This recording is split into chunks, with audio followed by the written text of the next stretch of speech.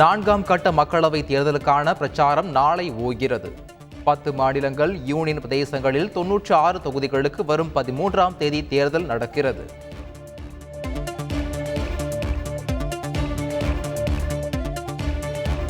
தேர்தல் ஆணையம் வெளியிட்ட வாக்கு சதவிகித விவர குளறுபடி விவகாரம்.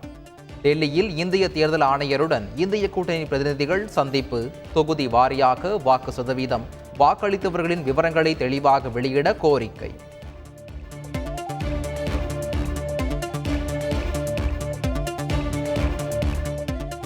தேர்தல் ஆணையம் ஒருதலை பட்சமாக செயல்படக்கூடாது. இந்திய தேர்தல் ஆணையரை சந்தித்த பின்னர் திமுக பொருளாளர் TR பாலு பேட்டி.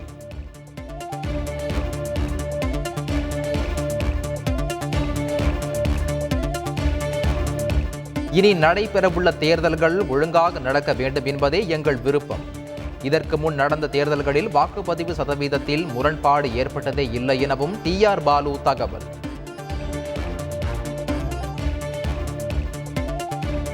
டெல்லி முதல்வர் அரவிந்த் கெஜ்ரிவாலுக்கு ஜூன் 1ஆம் தேதி வரை இடைக்கால ஜாமீன். உச்சநீதிமன்றம் அதிரடி உத்தரவு.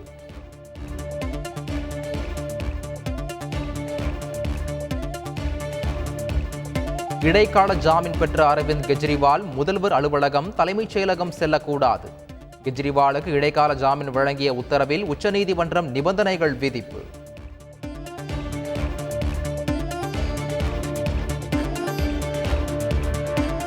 தேவைப்படும் பட்சத்தில் துணைநிலை ஆளுநர் ஒப்புதலுடன் கெஜ்ரிவால் கோப்புகளில் கையெழுத்திடலாம். டெல்லி மதுபான கொள்கை முறைகேடு புகார் தொடர்பான சாட்சிகளிடம் பேசக்கூடாது எனவும் நிபந்தனை விதிப்பு.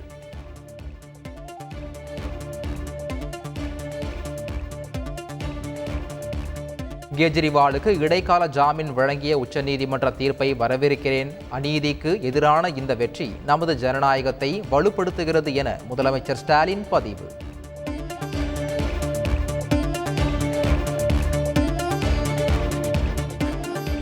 டெல்லி முதல்வர் அரவிந்த் கெஜ்ரிவாலுக்கு இடைக்கால ஜாமீன் அளித்த உச்சநீதிமன்றம். உச்சநீதிமன்ற தீர்ப்பு ஜனநாயக வரலாற்றில் குறிப்பிடத்தக்க முன்னுதாரணம் என தலைவர்கள் பெருமிதம்.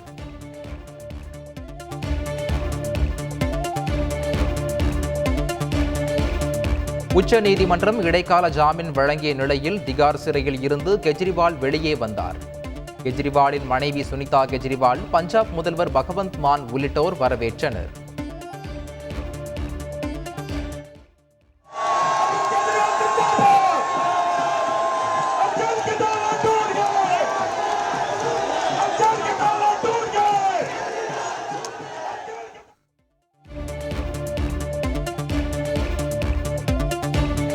சர்வாதிகாரத்தை ஒன்றிணைந்து எதிர்க்க வேண்டும்.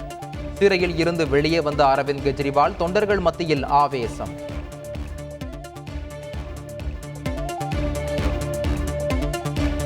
சர்வாதிகார சக்திகளிடம் இருந்து நாட்டை பாதுகாக்க வேண்டும்.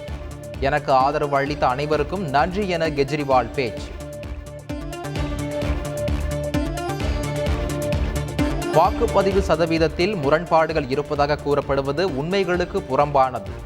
காங்கிரஸ் தலைவர் மல்லிகார்ஜுன கார்கேவின் குற்றச்சாட்டுகளை முற்றிலும் நிராகரிப்பதாக தேர்தல் ஆணையம் விளக்கம். தமிழகத்தின் பல்வேறு பகுதிகளில் வெளுத்து வாங்கிய மழை. அக்னி வெயில் வெப்பத்தை குறைத்ததால் மக்கள் மகிழ்ச்சி.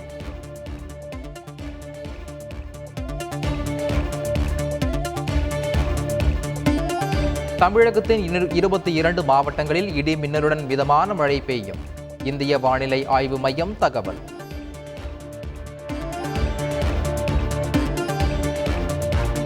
செல்ல பிராணிகள் வளர்ப்பவர்கள் ஆண்டுதோறும் கட்டாயம் உரிமம் பெற வேண்டும். இணைய வழியில் 50 ரூபாய் கட்டணம் செலுத்தி பதிவு சான்றிதழ் பெற்றுக் கொள்ளலாம் என சென்னை மாநகராட்சி அறிவிப்பு.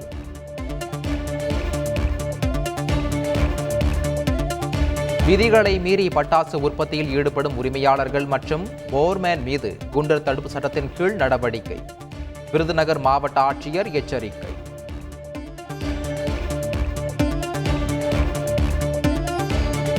தமிழ்நாடு முழுவதும் உள்ள பட்டாசு தொழிற்சாலைகள் உரிய உரிமம் பெற்றுள்ளனரா? ஆய்வு செய்து 10 நாட்களுக்குள் அறிக்கை அனுப்ப மாவட்ட நிர்வாகங்களுக்கு தொழிலாளர் நலத்துறை அறிவுறுத்தல்.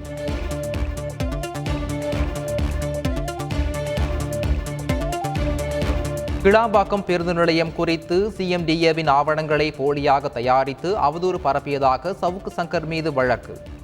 ஏற்கனவே 6 வழக்குகளில் கைது செய்யப்பட்டுள்ள நிலையில் 7வது வழக்கிலும் கைது.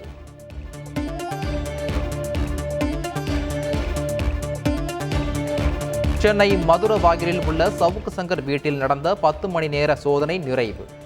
வீட்டிற்கு சீல் வைப்பு, தியாகராய நகரில் உள்ள அலுவலகத்திற்கும் சீல், 2 லட்சம் ரொக்கம், கஞ்சா, சிகரெட்டுகள், லேப்டாப், மானிட்டர் உள்ளிட்ட முக்கிய ஆவணங்கள் பறிமுதல்.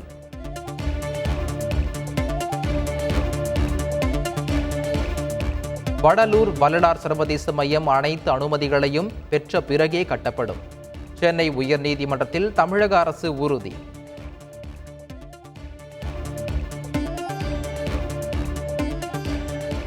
திருவள்ளூர் மாவட்டம் மீஞ்சூரில் ஓடும் காரில் புகை வந்து தீப்பற்றி எரிந்ததால் பரபரப்பு.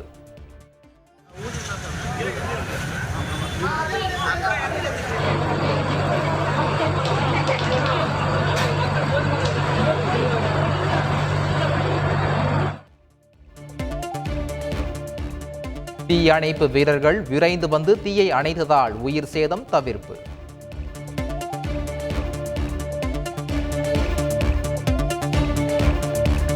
சிதம்பரம் நடராஜர் கோவிலில் உள்ள கோவிந்தராஜ பெருமாள் சந்நிதிக்கு பிரம்மோற்சவம் நடத்துவதில் என்ன பிரச்சனை? பொது தீட்சிதர் தரப்புக்கு சென்னை உயர்நீதிமன்றம் கேள்வி.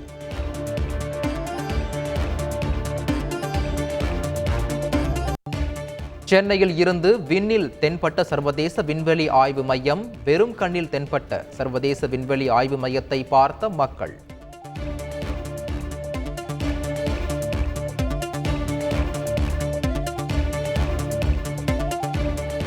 ஒரே நாளில் 3வது முறையாக தங்கம் விலை உயர்வு. சென்னையில் ஆபரண தங்கத்தின் விலை சவரனுக்கு ரூபாய் 520 உயர்ந்து ரூபாய் 54,160க்கு விற்பனை.